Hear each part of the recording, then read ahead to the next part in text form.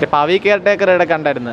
അതിനേക്കാളൊക്കെ അയ്യോ അതിന്റെ ക്ഷീണം അങ്ങ് മാറി കിട്ടി. നല്ല പടമാണ്, നല്ല കോമഡി പടമാണ്, അടിപൊളിയാണ്, ഫാമിലി ആയിട്ടൊന്നും കാണാൻ പറ്റും. ഇതിപ്പം 1000 കോടിയിലല്ലേ എത്തിയത് മലയാള സിനിമ. ഇത് 1000 കോടി ബ്രേക്ക് ചെയ്ത് അങ്ങോട്ട് പോകുന്നത് ഈ സിനിമയിലൂടെ ആയിരിക്കും.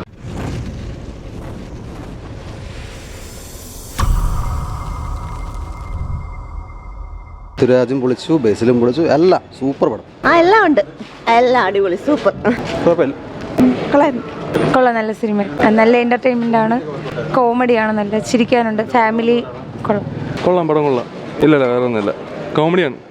കുഴപ്പമില്ല, നന്നായിരുന്നു. നല്ല ഇഷ്ടം, നന്നായി.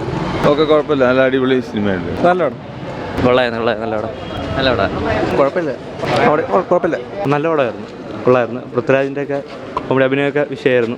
നല്ല നല്ല സിനിമയായിരുന്നു. കോമഡി നല്ല അഭിനയ എക്സ്പ്രഷനൊക്കെ വിഷയമായിരുന്നു, സൂപ്പറായിരുന്നു കേട്ടോ. ബീസിലൊക്കെ നമുക്കറിയാമല്ലോ കോമഡിയാണ്.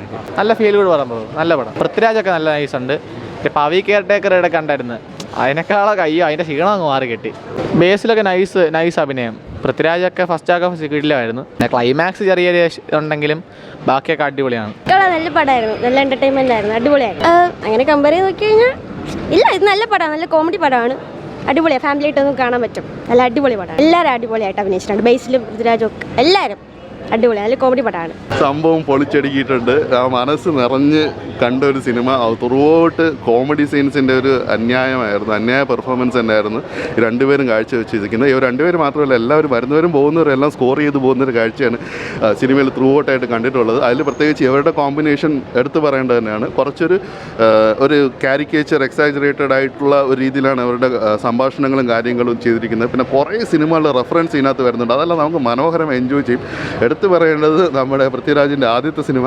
ആ സിനിമയുടെ ഒരു വേറെ ലെവൽ റെഫറൻസ് ഇതിനകത്ത് വരുന്നുണ്ട്. അത് നമ്മൾ അറിയാത്തവരും പോലും കൈയടിച്ചു പോകും. ആ രീതിയിലാണ് ഇതിനകത്ത് വന്നിരിക്കുന്നത്. അപ്പം ഒരു വ്യത്യസ്ത ലെവലിലാണ് ഇത് വന്നിരിക്കുന്നത്. തീർച്ചയായിട്ടും ഇത് അടുത്ത ഇതിപ്പം 1000 കോടിയിലല്ലേ എത്തിയത് മലയാള സിനിമ. ഇത് 1000 കോടി ബ്രേക്ക് ചെയ്ത് അങ്ങോട്ട് പോകുന്നത് ഈ സിനിമയിലൂടെ ആയിരിക്കും. പിന്നെ ടർബോ വരുന്നുണ്ട്, നമുക്ക് എന്താണെന്ന് കാത്തിരുന്ന് കാണാം. ഈ സിനിമ എനിക്ക് മനസ്സ് ഞാൻ സിനിമ കഴിഞ്ഞിറങ്ങിയപ്പോഴത്തേക്കും പെട്ടെന്ന് ഒരു അമ്പലപ്പറമ്പിൽ പോയി വലിയൊരു എന്താ പറയുക, ആ ഒരു പോയി ഇറങ്ങി വന്നൊരു ഫീലിലാണ് എനിക്കിപ്പം തോന്നുന്നത്.